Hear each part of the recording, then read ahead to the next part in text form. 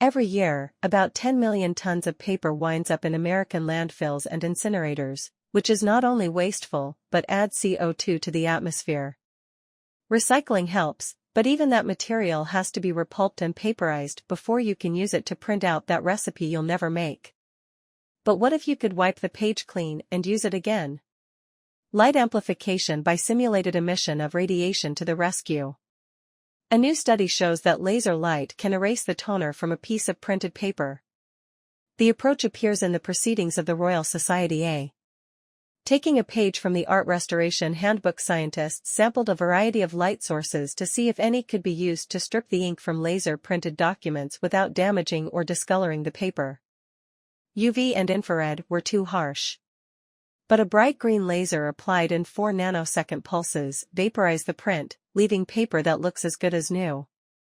Such imprinters will probably run about $30,000, so they probably will not catch on for home use.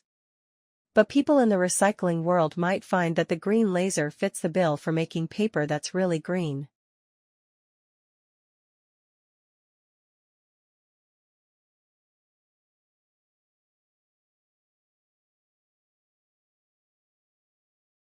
Dogs are not just man's best friend. Previous studies have shown that kids with dogs are less likely to develop asthma. Now a new study may show how, if results from mice apply to us. The work was presented at a meeting of the American Society for Microbiology.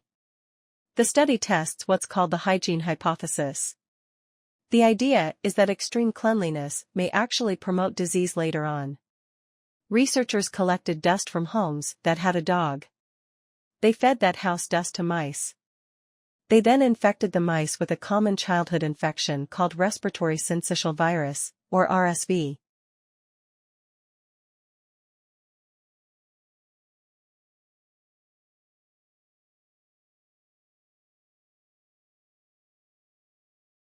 You might picture Neanderthals as cavemen gnawing on bones around a campfire.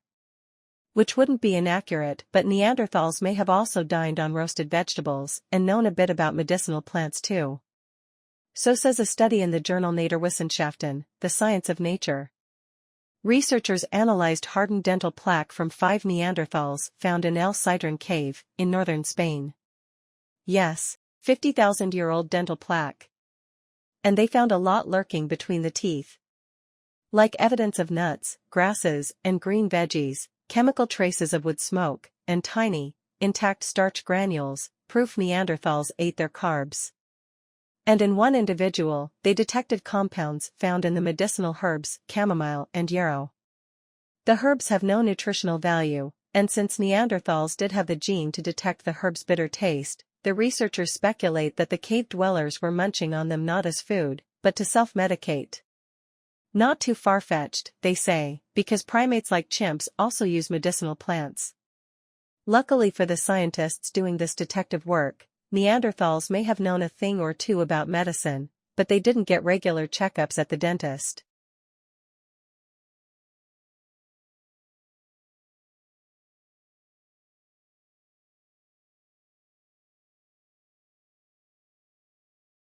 All around the world, significant parts of our cultural heritage are threatened by pollution, neglect, carelessness, and greed. In learning the importance of our history, we come to understand the need to protect significant remains from the past so that future generations can come to understand their heritage.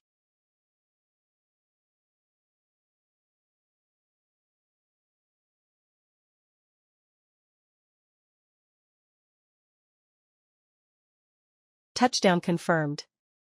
We are safe on Mars.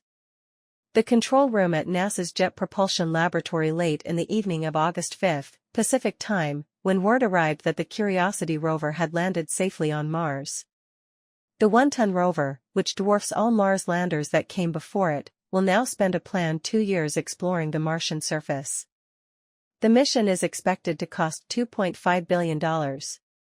Curiosity's task is to investigate the inside of Gale Crater, where a giant mound of sedimentary deposits may provide evidence of a wetter, possibly habitable Mars billions of years ago. But first it had to survive an elaborate landing sequence which appears to have gone smoothly. Curiosity landed on time and on target and soon beamed back grainy photos of its wheels and its shadow. Given the car-like size of the rover and the challenges of landing on Mars, Curiosity's landing goes down as one of the greatest parking jobs in history.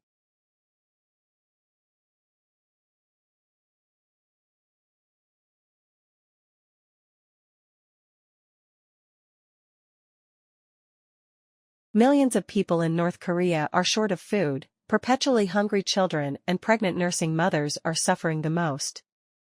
The World Food Programme reports, South Korea's landmark donation, the biggest in more than a decade, will help ease the nutritional crisis faced by 2 million of this particularly vulnerable group of people. Under an agreement worked out by WFP between both countries, South Korea will donate 50,000 metric tons of rice and $4.5 million in cash for food needs in North Korea.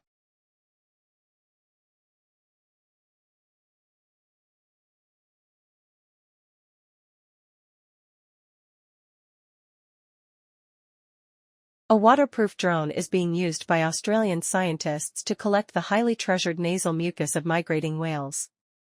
The snot is rich with freshwater DNA, viruses, and bacteria, and is collected by a drone that hovers over the blowholes of humpback whales as they embark on their epic annual journey along Australia's east coast. From Sydney, Phil Mercer reports, whales, like all mammals, need air, and come to the surface to breathe through a blowhole. Vanessa Parada, a marine biologist at Macquarie University, says that nasal mucus indicates the health of the whale.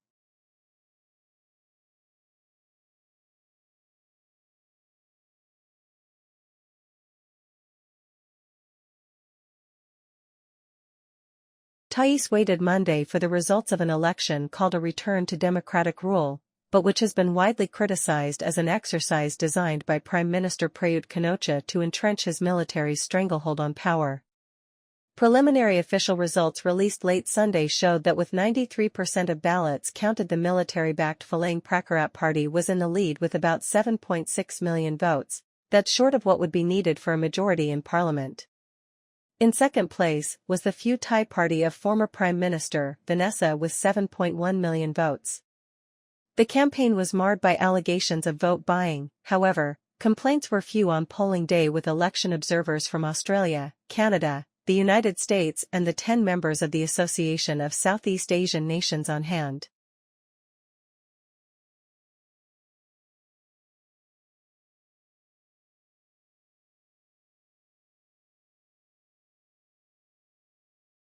India has downplayed the impact of U.S. plans to end New Delhi preferential trade status that allows duty-free access to products worth $5.6 billion, saying that India has not assured the United States that it will provide equitable and reasonable access to its markets. U.S. President Donald Trump has directed the U.S. Trade Representative's office to remove India from a program that grants it preferential trade treatment.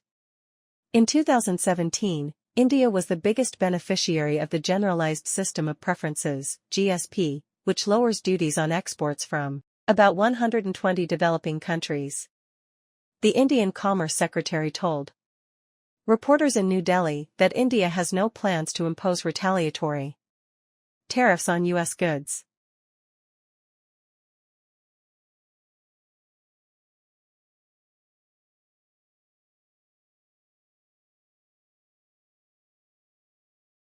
The World Health Organization says 12 years ago, India alone was responsible for almost 70% of all polio cases around the world. It calls India's got success against polio one of the most significant achievements in public health. WHO officials say India's accomplishment proved the crippling disease can be eliminated in even the most challenging circumstances with a strong political commitment.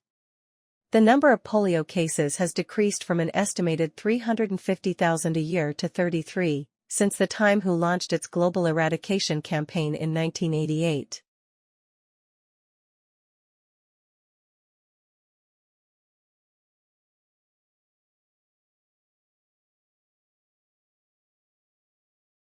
Heavy rains are expected to fall in a few weeks.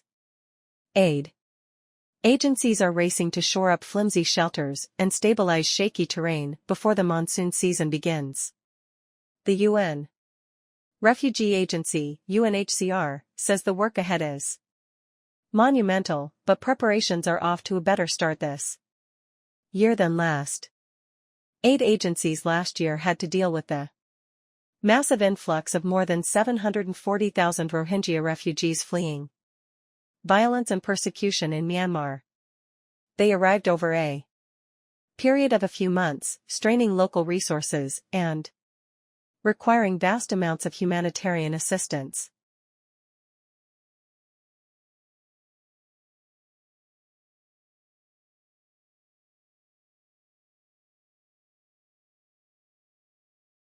China is stepping up its efforts, so announcing a long-awaited plan to link up its southern Pearl River Delta into a massive hub of technology, research, finance, and innovation.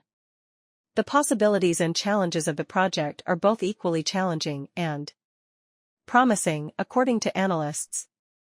Some describe the plan as an attempt to create a megacity to rival Silicon Valley, the U.S. technology powerhouse that is home to companies such as Google, Facebook, and Apple.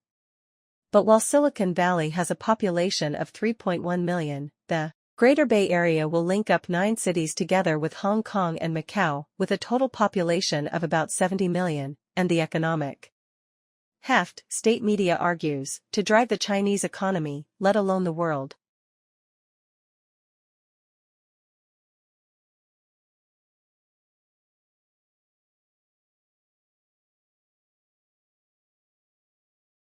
In an effort to encourage the Democratic People's Republic of Korea, or North Korea, to dismantle its nuclear weapons program, the United Nations Security Council last year passed Resolution 2375, which imposes sanctions on North Korea.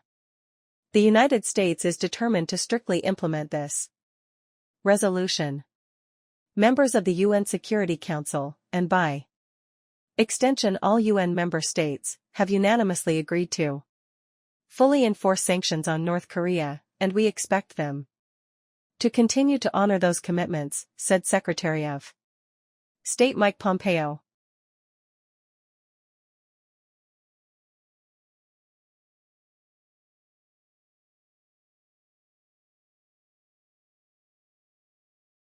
The U.S. and South Korea announced late Saturday the two countries will end annual large-scale joint military exercises as part of diplomatic efforts to achieve complete denuclearization of the Korean Peninsula.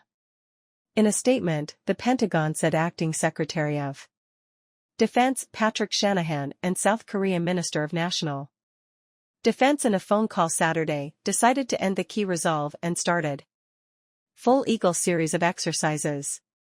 The decision comes 3 days after a summit between U.S. President Donald Trump and North Korean leader Kim Jong-un in Vietnam that ended without an agreement to resolve the North Korean nuclear crisis. Seoul's defense ministry released a similar statement, according to the Associated Press.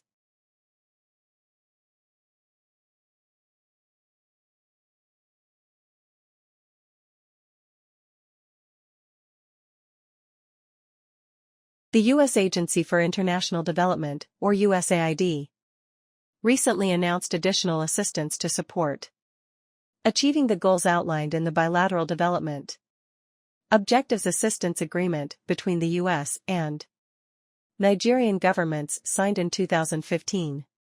$25 million will strengthen good governance by supporting state governments' efforts to bolster Nigeria's open government partnership commitments to improve transparency and fight corruption.